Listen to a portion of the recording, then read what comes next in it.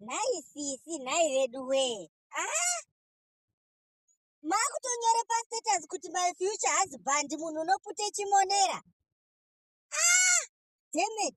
Ndawatarisa kana maziso awo aya ndikaona kana neizwi rawo kana waiti wachitaura zviezvi. Hapana kutora nguva. Patatanga kudanana. Tadanana zviendo pandaona kuti aiwa murume uyu ndakutoda kugara naye. Kwakuenda kwakututa zvinhu zvangu zviya. Vanasikana vepaEpworth asi makuru edombo nehumbwa kani. Munhu ndatitipe piki 1. Munhu wakundipe album rese. Damn, muchatipedzere data makumhino. Vana dherira vazarisa muno mugokwe umu. Ndaisire munhu airtime kuti titaure tese.